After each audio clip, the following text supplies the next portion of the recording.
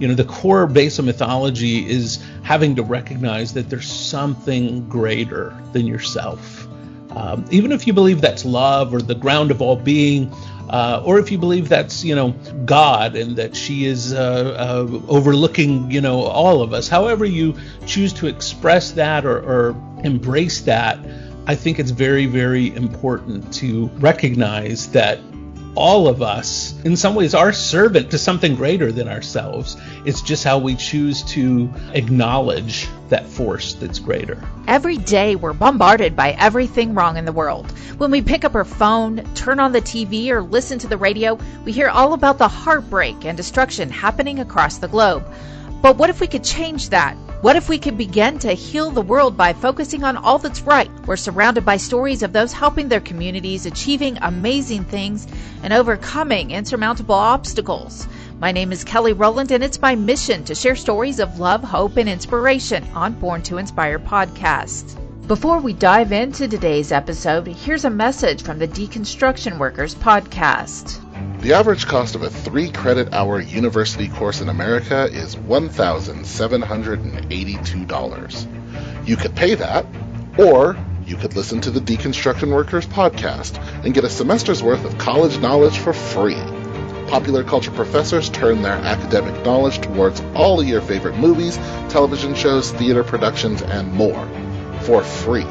The Deconstruction Workers podcast is available at thedeconstructionworkers.com or on iTunes, Google Play, Spotify, Stitcher, Overcast, Podcast Addict, or wherever you get your podcast fix. Give us an hour and we'll make you smarter. Money back guarantee. Welcome to episode 12 of Born to Inspire podcast. When you think about it, every aspect of our lives is shaped by stories. Whether it's what we tell ourselves, what we tell others, or even the way we view our culture or the way we see other cultures. We consume stories in movies, television, and so many other ways. Narrative is vital to our everyday lives, and today we're going to speak to an expert. I first heard about John Bucher in 2008. I was in a screenwriting class and he chose my story as the winner. I was so honored and still am to this day. John is an amazing movie director, writer, producer, a consultant to some of Hollywood's most talented filmmakers, and a cultural mythologist. Today he's going to talk about the impact stories have on our world and the way we communicate. So sit back, relax, and enjoy the genius of John Bucher. Well, welcome to Born to Inspire podcast. Thank you. It's so good to be with you. Yeah, it's good to finally meet you. I've heard of you for so long. Yeah, I think it was back in 2008 in a screenwriting class, and you actually picked my screenplay. So that was an honor. Well, I tell you what, I remember your screenplay, and I remember picking it because I remember having this distinct thought that this woman knows how to tell a story. She's really got a gift for storytelling, and I think I even ended up reading 2 of your scripts. I think Dr. Kim Walker sent me 2 scripts of yours, if I recall correctly, because he was so impressed with your work. He sent along 2. So it's good to finally meet you and to get to have this conversation. Awesome. Yeah, I was really honored. So I was doing my research, and you're quite an accomplished individual. You wear a lot of hats. I've got strategist, communicator, cultural mythologist, author, podcaster, and speaker. Yes. And you have a doctorate. Yes. You are a rock star of communication. You were very kind to say that. I had this epiphany a couple of years ago. And this really struck me. I was on an airplane and someone asked me, so what do you do? A very common question that you get on flights and other places where you meet strangers. And I, for years, had dreaded that question because I do so many things. How do you try and boil that down? And Kelly, my life became so much easier when I stopped trying to boil down my entire career and work to a single job description. And instead, I started to embrace my life and my work as an ecosystem. And when I started looking at my life as an ecosystem, I recognized that some days I'm in the mountains of public speaking, and some days I'm in the deserts of script writing, and some days I'm in the valleys and the forests of consulting. And it just became very clear to me that I had developed this ecosystem that was all centered around story, and that all of this work that I do is really part of my work as a storyteller, and it's centered around story. And I believe that's something that people can really take and use in their own lives, because I believe many of us who are creative have such a difficult time trying to narrow ourselves down. It feels so reductive to just say, well, I'm a writer or I'm in communications. It feels so reductive. We know that our work is so much bigger than that. So to me, finding your ecosystem and finding that North Star that you are following, that's really the key to me to being able to embrace the larger scope of your work and not feel like you're just a hobbyist at one thing you do, but you make money with something else that you do, which is a very difficult problem for a lot of creative people. Yeah, I definitely think so. How would you sum up what you do? Yeah, I have found that my work really collides at the intersection of story, art, and technology. And that's really where I try and work. I would say, the trifecta of my work ends up being writing, speaking, and teaching. Those are sort of the three things that, you could put a paycheck to most easily. The speaking often will lead to some sort of consulting. And sometimes, I'll be consulting on a project for a number of months, but it doesn't necessarily mean that, consulting is taking the bulk of my time. I might only be consulting on that project 4 or 5 hours a week, where I am writing 20 hours a week, or I'm teaching 10 hours a week. I'll give you an example, because I'm working on a project right now where I'm consulting with a director here in Hollywood about his next film. And he's really trying to get the story right. And he's really trying to make sure that he captures the source material that the film is based on well.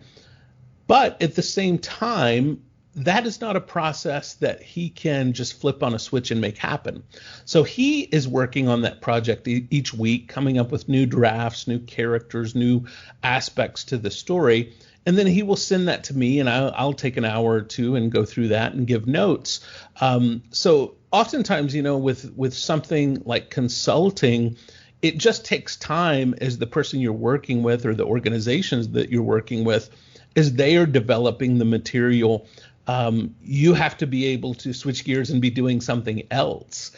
So in this gig economy that we live in now, it's helpful to be able to change lanes and switch gears fairly quickly throughout the week in order to, piece together your work or build this larger ecosystem. So could you tell me where it all began? I mean, at one point, did you discover that your life's work would be story? Yes, that's the right question. When I was growing up, had no idea that people actually could make a career out of storytelling in any way. I loved movies.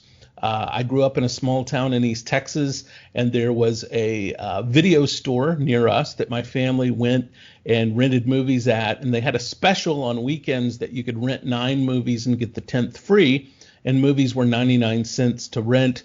So for $10, we would rent 10 movies a weekend and watch, 10 movies. And I fell in love with movies and storytelling specifically through that medium. But also my family was big on going to the library. we were big on any sort of cheap or free form of entertainment. So library, 99-cent movie rentals. But all these things led me to a love of story. And it wasn't until many years later that I really discovered people actually made a living with storytelling. I first fell in love with music and was part of a music group. And when that didn't pan out, career-wise, I decided maybe I'll try to be a studio technician, someone who works inside of music studios and recording studios. And so I thought I should go to school for that. And when I went to the University of Colorado, both of our alumni were alumni of that program. At the time, they had a program called Recording Arts. And I said, that's perfect. That's what I want to do. I want to work in a recording studio and a music studio. So I went to school the first day. I went to class, and the instructor pushed out a television camera in front of us. And it turns out at the school, they didn't have any sort of program for recording in music studios. It was all recording arts as it has to do with film and television. But I was too embarrassed to get up and leave the class, so I stayed. And it turned out I had a gift and a knack for working in film and television. And that ended up producing a career for me, but it all sort of began with a mistake. I was in the wrong class. And the rest is history. The rest is history. I'll tell you one other story from that time period that ended up really launching my career. When I was a freshman, I befriended a woman in the program who was a senior. And she graduated and went out into the world to work. And by the time I became a senior at the school, I got a call from her one day, and she had taken a role as the director of communications for the U.S. Figure Skating Association. And she called up and said, hey, I am needing someone to come and shoot a video. The company that we normally use just went out of business, and we need some help. And would you do it? So I went and I helped, I shot this video for the U.S. Figure Skating Association, which snowballed into a lot more work for the U.S. Figure Skating Association, which snowballed into other work for some of the other Olympic organizations, and even doing some work for the NFL Hall of Fame through the Broncos. But it all began through, some of those connections at University of Colorado in Colorado Springs. Wonderful. Yeah. What an amazing career you've had. So what exactly, because I know you say you're a cultural mythologist. For people that don't know exactly what that is, what is it? Yeah, that's a great question. Well, a mythologist is someone who looks at the stories behind the stories. I've had the wonderful opportunity to travel around the world and to meet all different types of people and to hear the stories that they tell. One of the questions that I always ask in the 40 plus countries that I've visited in my lifetime is I ask, what stories do you tell your children before they go to bed? One story in particular always comes back: Cinderella. Every culture seems to have some version of the Cinderella story. And there are stories that we retell throughout history and all over the world in different cultures. And I became so interested in these types of stories. Why do we keep telling these same stories over and over again? What is it about these particular stories that draws us, that causes us to become so invested in the characters? And even if we know how the story is going to end, we still become so invested in the narrative. And that's really what mythology is about. It's really about looking at why people do what they do. Mythology in many ways began in many cultures as a way to explain phenomena that we didn't have science to explain yet. Why does it rain some days and not others? Why does it get cold at some times of the year and not others? We didn't have as people science to explain these things. So mythology started as a way to explain these natural phenomena. But in our explanations of these natural phenomena, we actually were expressing something about what it meant to be human. We kept coming up with the same types of explanations for phenomena all over the world amongst different groups of people that never met each other. And I believe that mythology, being the story behind the stories, really gets at this question of what it means to be human. It gets to these base questions that human beings have been asking since the beginning. Who am I and why am I here? What am I supposed to be doing? And often that's come through different religious traditions. The famous mythologist Joseph Campbell once said that people always define mythology as someone else's religion. We don't think about our own religion, as being a form of mythology. We always think of it as being, but the Hindus have this interesting mythology, or the Greeks had this interesting mythology. It's always someone else's religion. But oftentimes mythology throughout history has been expressed through religious traditions, rituals, rites. Not always, but often there's that connection to the supernatural or something larger than ourselves. Just out of curiosity, what is the American mythology? I was working on a documentary project about a year ago where we were asking that very question. I believe that America has a number of mythologies that we still subscribe to. The chief among those being that we believe our money will save us. I think that is America's mythology, is that we believe our wealth will overcome anything that we would run into that would, it's always our answer to every problem is money. And we feel like money will solve all of our problems. So, we have that, I think, as our chief mythology. We also hold a number of smaller mythologies. We very sincerely believe in the concept of ownership. We believe in owning land and owning cars and owning iPads and things like this, that propel a capitalist society, where, Native Americans who held mythology on this land long before we ever, when I say we, my ancestors ever got here, they didn't have the same concepts about ownership. They would look at the land and say, how could someone say, I own this land? I own this piece of land. They had a perspective that was more, we belong to the land. The land owns us. We are people of this land. And so I believe a lot of our mythology, here in the United States, is problematic because we've taken something that's great, in deep-held passions and mythological beliefs, and we've turned those into something that is greatly about what it can do for us and what it can bring to us, whether that's financial prosperity or health or whatever it is.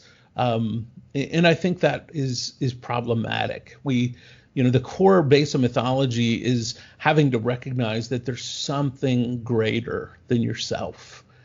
Even if you believe that's love or the ground of all being, or if you believe that's, God and that she is overlooking, all of us, however you choose to express that or embrace that, I think it's very, very important to recognize that all of us, in some ways, are servant to something greater than ourselves. It's just how we choose to acknowledge that force that's greater than ourselves.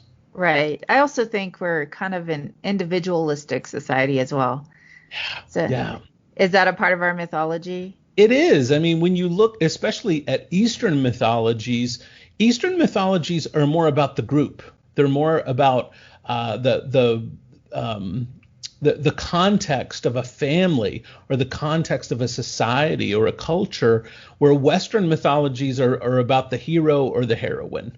The American mythology, especially when you look at the films of the early part of the last century, it's all about this lone cowboy who's going to come in and save the day and then ride off into the sunset. And I don't know that mythology serves us well in the larger world that we live in. It makes us feel good. It inflates the ego. But I think most mythology, as well as most religious traditions, are about trying to suppress the ego to some degree and look beyond the ego. So you were named one of the top 25 influencers in virtual reality. Yes. So can you tell me about that? I can. It's funny because so often my work ends up being looking at the deep ancient past as well as the distant future. I sort of have a dual interest in both of those things and how one impacts the other. And a few years ago, how my interest in virtual reality began was I was at a restaurant in West Hollywood, and I was waiting to be seated, and I looked into the dining room, and there were all these people sitting in the dining room, and every single one of them were on their phones. And they were, it's a very typical scene in a restaurant. Everybody's on their phone. No one was talking to each other. There was nothing conversationally going on. It was just people on their phones.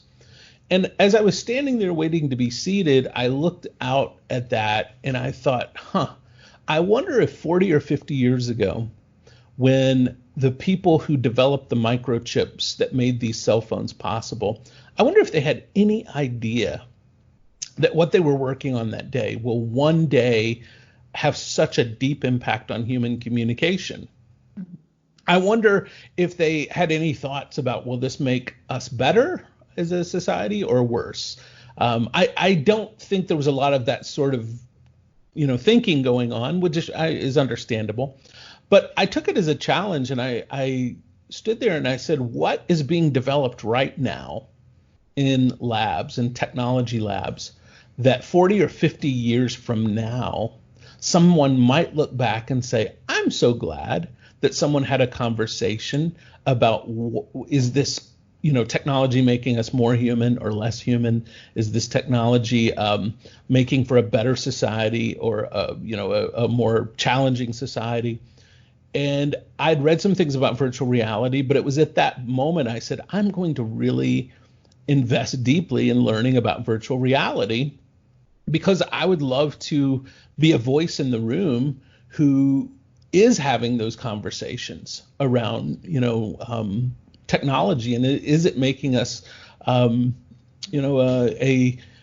better as human beings or less as human beings.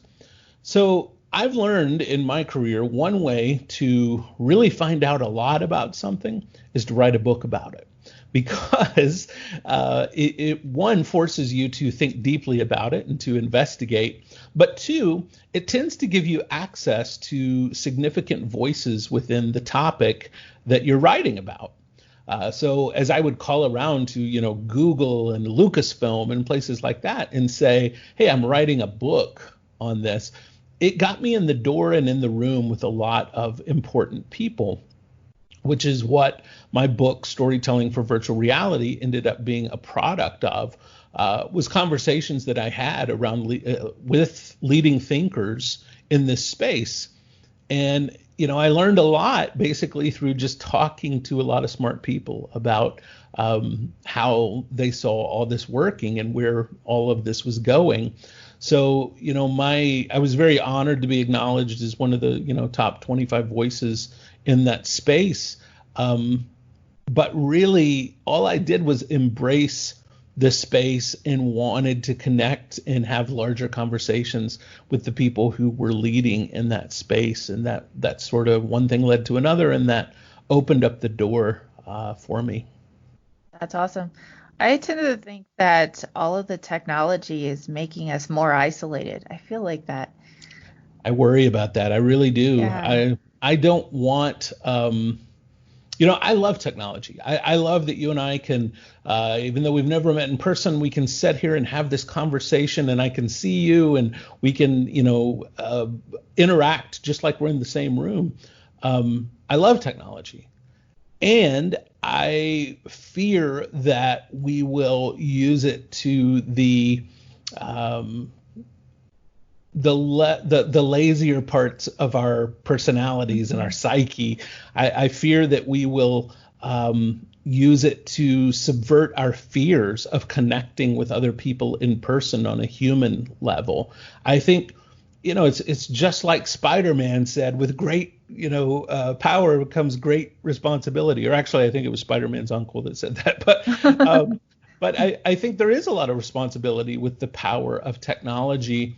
What makes me nervous is I feel like there's only one factor that drives our technology, and that is capitalism. Can we make money on it? And if people feel they can make money on it, we will use technology to do anything, regardless of the ethical concerns surrounding that. That makes me nervous. Yeah, me too. Like replacing jobs with, computers. Yeah. That's incredibly scary. Yeah. But I do know with technology, I get a lot of texts. Yeah. And I love texting because it's quick and it's convenient. But at the same time, sometimes I'm like, just pick up the phone and call me so I can hear your voice. Right. Yeah. I feel that way with family all the time. It's like, especially family members that live far away. It's like, I'd just rather speak to you than get a text message.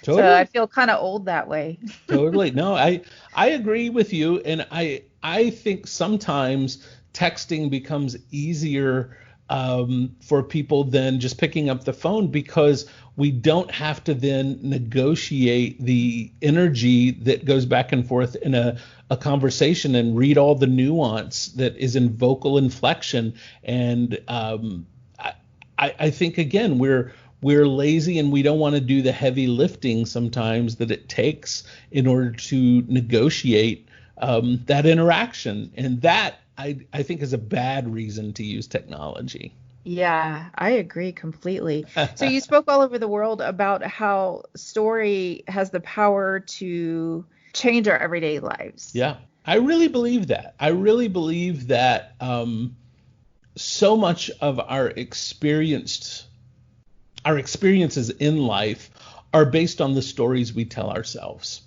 And, it's amazing, even just when we get up in the morning and we look in the mirror and we say, oh, I look really nice today. Telling ourselves that story can completely change our day. It can completely help us to have a better day and be more confident, which may lead to greater things in our career. Or we may wake up and say, oh, I look terrible today. And just that simple story, that narrative, has such an impact and such influence on what happens to us. In the same vein, I might make some off-the-cuff comment to you that I don't even think about, and that comment wrecks your day. It suddenly becomes something that you just can't get past, and that you just dwell over, over and over. And that is this narrative that we create of, oh, this person thinks this about me, and that must mean this. We are storytelling creatures. We are meaning-making creatures, and we're constantly, that's what the human brain does, trying to make meaning out of the world, and we do that through story. So, sometimes here in Los Angeles, where I am, someone, and by someone I mean this happens like 20 times a day, someone cuts me off in traffic. I often create a story around that and a narrative of that person is this terrible person that intentionally did this in order to show me how dominant they are over me, and they're doing this to be a terrible human being. And I create all this story around that person in a moment, just in the twinkling of an eye. And none of that is likely true, right? It's a story that I make up. So my belief is that when we can start to capture that story making process, that storytelling process, whether it be through our interactions with other human beings, whether it be through, the stories we tell ourselves about what we buy. If I buy this, I will be a better person. If I buy this shirt, I will look nicer and better. These are all stories that we tell ourselves. And so I believe it's hard to know in culture what's a good story and a bad story. A good story for one person may be a bad story for someone else. I do believe whether or not a story is good or bad, we're all capable of telling a better story with our lives, with our choices, with how we live. And that is my goal in my work, is to allow people to, or give people permission to tell a better story in their life, and to try and provide some resources along the way for people to do that. That kind of reminds me of the law of attraction. I don't know if you've ever heard of that. Sure, yeah. And it's really fascinating because you've just taken the law of attraction and put it in the frame of story. So that's really, really kind of cool and fascinating, especially, what you think about yourself can change your entire day or even your life. Yeah. So that is super cool. Now, you've also spoken about how story can reframe how cultures and nations are viewed. I was wondering if you could explain that. Absolutely. So I will tell some stories here that I'll be a little less than specific, because some of these there's non-disclosure agreements with some of these things that I've done. But I was in a Central American country a couple of years ago, and I was working with the government there on how to change the story of their country. And I got a chance to talk to the Minister of Defense and the Minister of Education, and we were talking about different ways, that the narrative in the country had come to be. And with this particular country, one of the things that had become very true of them was that people in the country believed the story of their nation was failure. They believed that the country had had their government overthrown so many times that every time somebody stepped in and tried to give hope to people and tried to say, but this time things are going to be different, people they didn't buy it anymore, because they believed the narrative of the country was that they were losers, they were failures. And so there was this low self-esteem, just among people in the country. And we talked about different voices within that cultural context of people that might be able to help change that narrative. And I asked them, is there any voices that the people trust? And they said, well, the people trust those on our football team, our soccer team. Mm-hmm. And so we started there, and we talked through making a series of videos that had the members of the football soccer team, telling the people, it's like, did you know that, we're champions, we're proud, people. And we started there. And, it's ongoing work. I don't know that you ever get to a place in telling a better story that you say, oh, we've arrived. Here we are. Because I think we're constantly trying to tell a better story. It's a process. And I want to not just do that, in other countries that I've been fortunate enough to come, and without saying the name of the country, a country that's known very much as being a very luxurious country to go to, and was meeting with the mayor of the capital city there and talking about the narratives there, which were so different than the Central American, country. And then I thought back to my own country and how I want to see our narratives change here. I live in Los Angeles. I wrote to the Los Angeles Police Department saying I would love to come in and help you try and change the narrative of what, the story around the LAPD is. Never heard back from them. Haven't got a chance to do that. But I have deep desires to make changes in my own city and not just go around the world. But fortunately, there have been people around the world who've been much more open to these conversations than I often find in my own local context, which is unfortunate. Right. Like you said, you live in the middle of Los Angeles where, it's like the hub of celebrity culture. Mhm. So what does our fascination with celebrity in this country say about us? Yeah, yeah. Well, I think it says a few different things. One of the things I think it says about us is that all of us believe that there's a better life possible out there.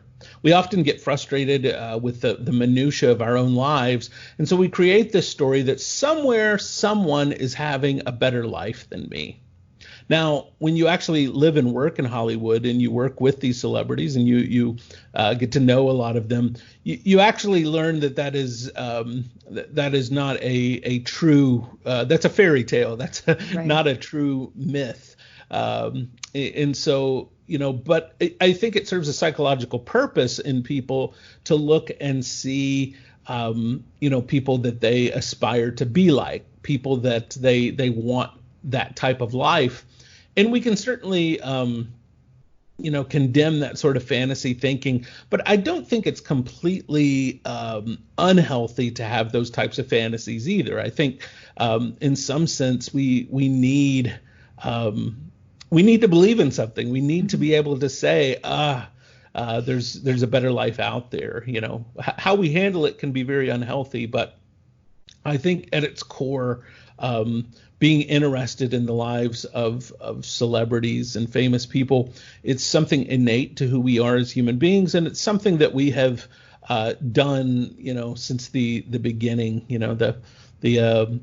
The first story that we have evidence of ever being written is the Epic of Gilgamesh, and whoever did write that was somebody that was really interested in King Gilgamesh at the time. And so, we have a long history of being interested in those who have power, those who have love, those who have the things that we think would make our lives better. So we couldn't get through this podcast without talking about COVID-19. Yes.